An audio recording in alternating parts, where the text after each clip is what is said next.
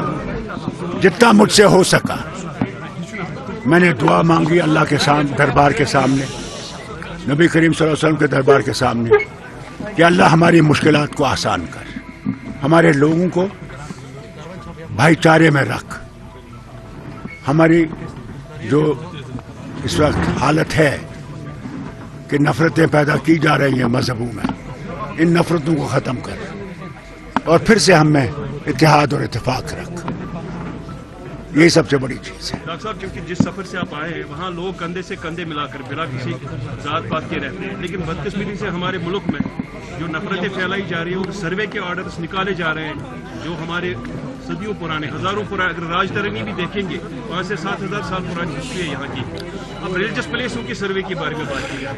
یہی تو مصیبت ہے، جتنا مجھ سے مانگا گیا میں نے مانگا اللہ سے کہ رحم کر، ان مشکلوں سے ہمیں نجات دے، اور جو اس پہ لگے ہوئے ہیں کہ نفرتیں بڑھائی جائیں اللہ ان کے ان راستوں کو بند کر۔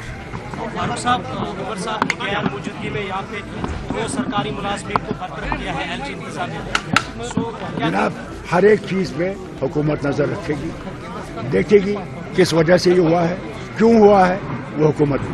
ڈاکٹر صاحب جو سیز فائر ہوا ہے لیبنان اور اسرائیل میں، اس طرح کی امید رکھیں گے ایک امپیکٹ پڑے گا؟ دیکھیے یہ ایک اچھا قدم ہے کہ اسرائیل اور لبنان میں سیز فائر ہوا، مگر بہت ضرورت ہے کہ جو غزہ میں آج بھی حملے ہو رہے ہیں جس میں امریکہ اور اسرائیل مل کے کر رہا ہے، شام پہ، ایران پہ، یہ خطرناک چیز ہے اور اس کے لیے بھی ان کو سیز فائر فوراً کرنا چاہیے۔ آپ نے ڈیبیٹ سنی ہوگی سیکورٹی کونسل میں جو ہوئی، اور اگر اس سیکورٹی کونسل کا کوئی مقصد ہے، جو سیکورٹی کونسل کے ہدایتیں تھیں ان پہ اسرائیل کو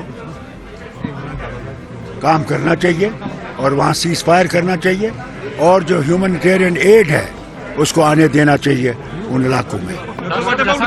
سنبھل جیسا واقعہ جب یہاں ہندوستان میں ہوتا ہے اور ساتھ میں ایک مقدس درگاہ جو ہے اجمیر شریف، اس پہ بھی سوالیہ نشان کھڑے ہو جاتے ہیں، تو ایک مسلمان انسیف فیل کر رہا ہے اس ٹائم اپنے ہی ملک میں۔ ضرور اس میں کوئی دو رائے نہیں ہے، انسیف کر رہا ہے، مگر اس کو میں حکومت ہندوستان سے کہوں گا اس کو بند کرو، کیونکہ مسلمان کو سمندر میں نہیں پھینک سکتے، 24 کروڑ مسلمانوں کہاں پھینکیں گے؟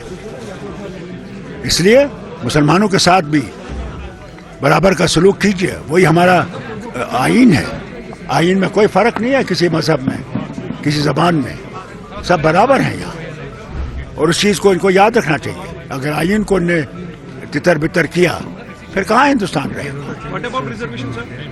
ریزرویشن کا بھی ہم ان سے کہیں گے، ریزرویشن پہ ان کو دیکھنا چاہیے کہ ضرور ہے جو نیچے گرے ہوئے ورگ ہے ان کو ریزرویشن ہونی چاہیے، اس میں کوئی شک نہیں ہے، تبھی اٹھیں گے، اسی لیے تو ریزرویشن رکھی گئی تھی، ان کو برابری پہ لایا جائے، اس کو دیکھنا چاہیے، برابری دیکھنا چاہیے۔